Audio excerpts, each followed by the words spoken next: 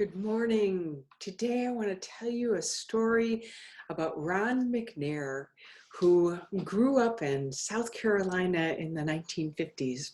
This is called Ron's Big Mission by Rose Blue and Corinne Nadine. "You're up early this morning, Ron. What's the rush?" asked Miss McNair. "Come have your breakfast. I made you oatmeal." "I have to go, Mama," said Ron, tying his sneakers. "I have something to do this morning." "You always have something to do," said his mother with a smile. "Just be home by lunch, okay?" Ron was 9 years old. That morning, he left the house with a plan he'd been thinking about for a long time. It was beautiful South Carolina day, and as he looked up at the blue sky, he thought someday he would be up there flying a plane. He wanted to be a pilot when he grew up, but today Ron had something else on his mind, something important. Ron walked down the street as fast as he could. He didn't want to be late. "Hi, Ron," the grocer called from the front of stairs. "You're just in time for donuts."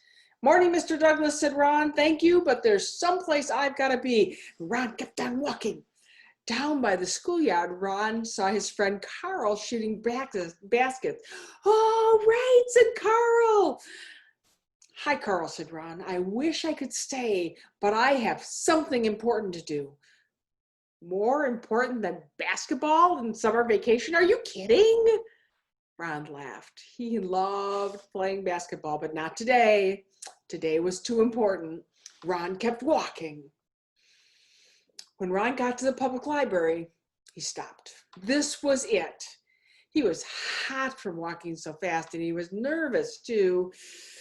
He took a deep breath. When he lifted his head high, and he went inside. Mrs. Scott was getting ready for all the people who would be using the library today. As the head librarian, she made sure that everything was neat and orderly. Mrs. Scott came up to welcome her first visitor of the day. She smiled as Ron walked in. He was her best customer.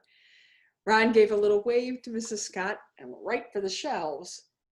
It took Ron a while to find some books. He always looked for books that showed children who looked like him, but it was hard. There are not many books about Black kids on the shelves. At last, Ron saw some books about airplanes. He took the books and he started to walk up to the front desk. Ron felt nervous. His hands felt a little sweaty, but he knew what he wanted to do. Just then, Mrs. Fielding, a white lady who was often in the library, stopped him. "You can give me the books and I'll check them out for you, Ron," she said gently. "No thanks, Mrs. Fielding," Ron said. "I'm going to do this all by myself." But Ron," she started to say. Ron was already on his way to the front desk. He put the books on the counter. "I'd like to check these out, please," said Ron. The desk clerk didn't look at him. Didn't she hear me? Ron wondered. Ron knew what he had to do. He jumped up onto the counter. He wanted the desk clerk to know he was serious. "I'd like to check these books out," he said quietly. At first, the desk clerk and Mrs. Scott just looked at each other. "You know you can't check out books, Ron," said Mrs. Scott. "You can read them here. That's the rule. Only white people can check books from the library." Ron looked at Mrs. Scott and looked at the desk clerk politely, but he would not budge. "I always read them here. Today, I want to check them out." Mrs. Scott and the desk clerk didn't know what to do. Ron wouldn't get off the counter. People were staring. Finally, the desk clerk did what white people often do and called the police. 2 police came right over. "Let someone else check out the books for you, son," said one policeman. "You know the rules." But Ron shook his head. He would not budge. Now Mrs. Scott called Ron's mother. Mrs. McNair to come to the library very quickly. I know you feel bad, baby, she said, but we have to follow the rules. I can't, Mama.